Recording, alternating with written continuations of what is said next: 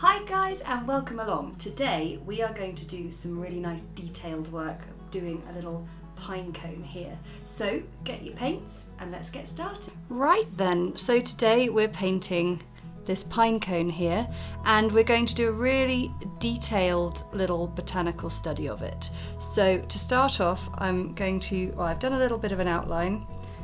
I'm going to draw in pencil this kind of egg shape that gives us the rough shape of this pine cone. And I'm going to pull this off, I'm afraid, because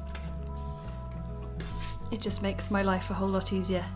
So I'm going to draw it with the top sort of looking at me like that. So we've got this sort of three-quarter view, I guess. And the pine cone little fronds grow out in sort of alternate shapes. So I'll just pop that there. And what I'm going to do is I'm going to start off by actually drawing in more of the pine cone than I normally do. So I'm going to start off at the bottom and looking at the sort of slightly gnarly shapes. There we go. And then I'm going to look at the next section up and I'm going to draw in more shapes that are sort of roughly sort of at alternate points to the other shapes underneath them, but it's quite often the case that a pine cone does its own thing a little bit, apart from, of course, the Fibonacci sequence, which is that amazing mathematical look at nature. Okay, as we go up further, the fronds are starting to sort of lift upwards a little bit, so they're not going to be curling it out, sort of folding out quite so much. And then towards the top, we really do get a sort of cup shape, almost like rose petals, actually.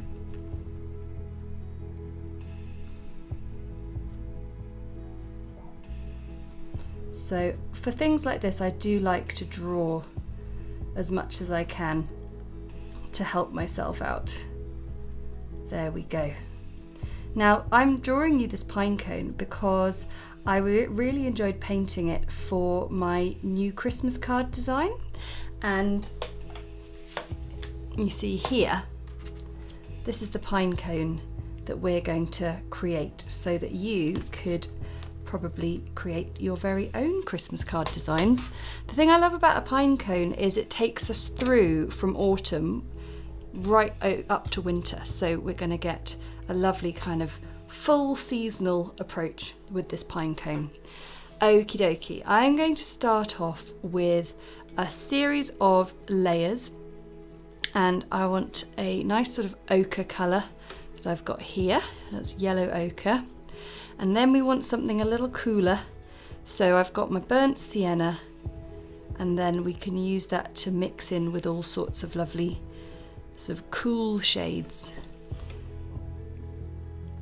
Let's get a larger brush. Mixing with a small brush is time consuming.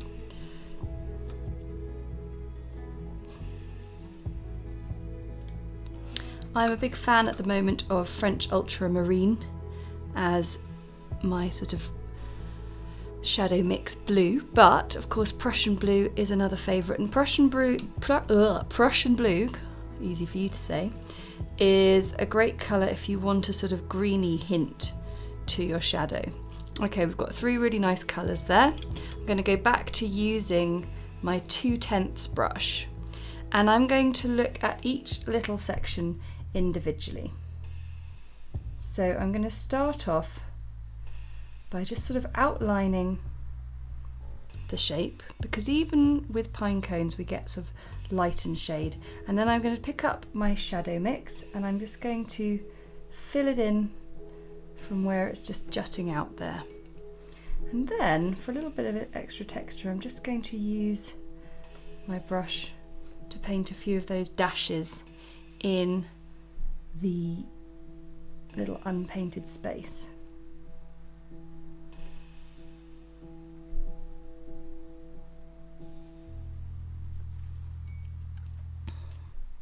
and we're going to paint all of our little shapes this way, but of course they're all overlapping with each other, so what I like to do is to try and pick a row, as I have done here, and then choose another layer that is a few away from it. Don't worry if you're not going completely within the lines. I am the worst colourer in the world, but that doesn't stop us being good at painting. Just means our paintings are a little bit more expressive, I like to think.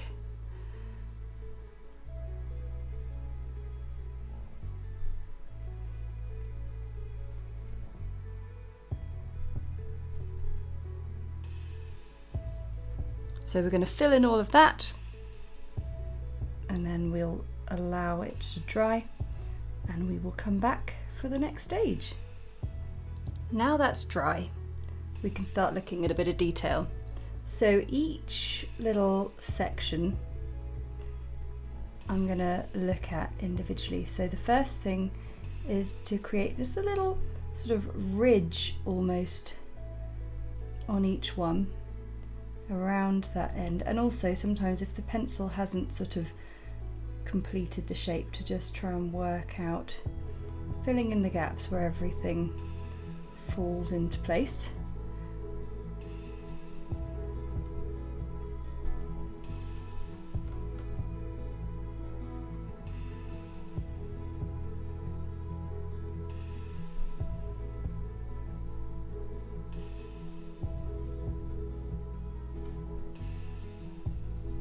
And I'm doing this in a sort of burnt sienna, which is a bit warmer than the rest of the pine cone we've painted so far.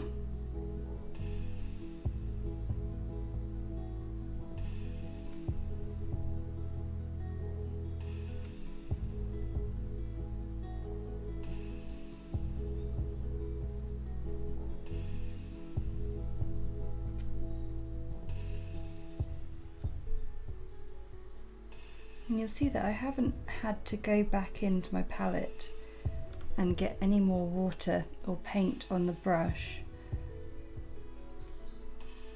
You really don't need much because it really travels far.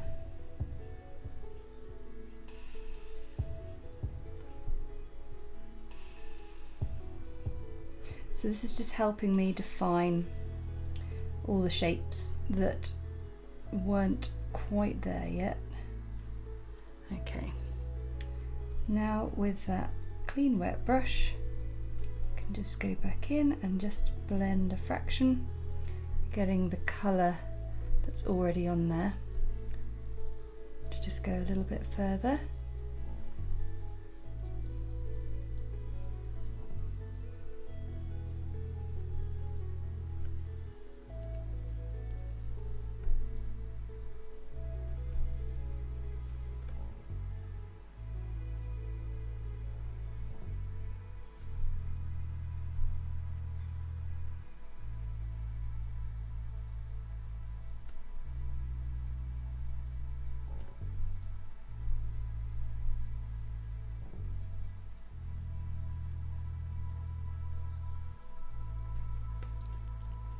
That's starting to look really nice. Okay, I'm going to go for an even smaller brush here. This is a 10/10, and I've got a even more sort of concentrated shadow mix there. I'm going to add in a tiny bit of Mars Black as well. And I'm going to start now to emphasize the shadow coming out. There we go.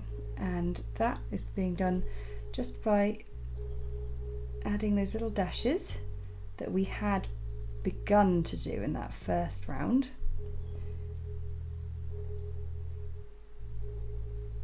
And by doing that, this sort of emphasizes the shadow between each segment.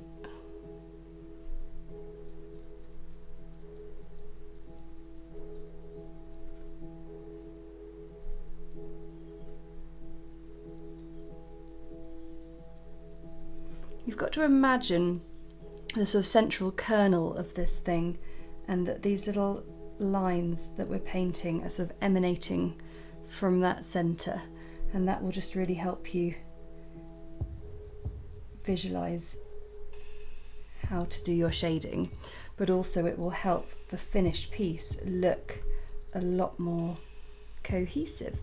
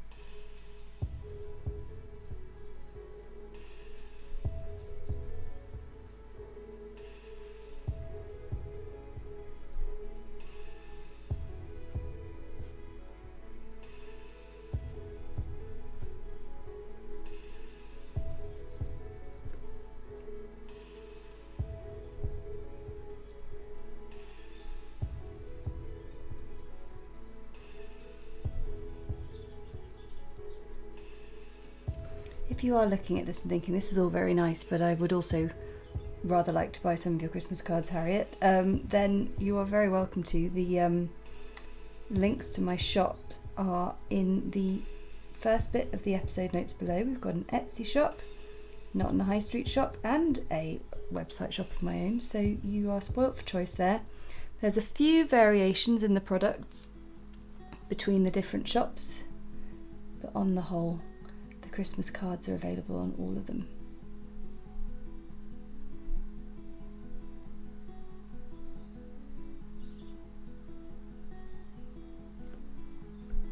Okay, this is looking nice.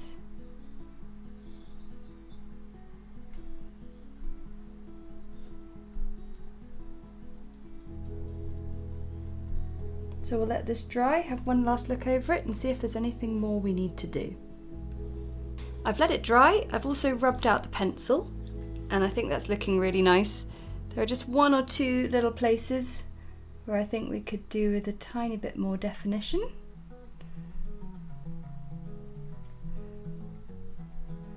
But really, this is looking very nice.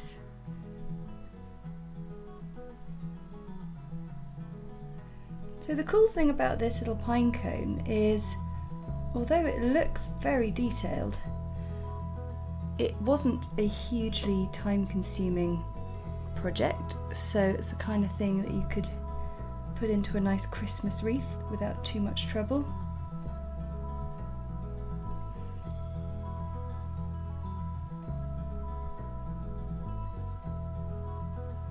Okay, there you go. Well, I really hope you enjoyed painting a lovely detailed study of that little pine cone. I want to say a big thank you to my patrons for supporting this channel, because your support enables me to create all these videos that everyone can enjoy. And if you enjoyed this video, hit the like button and comment below to let me know the kind of thing that you'd like to see me painting in future, and hit the subscribe button to make sure you never miss another video. Alright, thanks a lot, bye!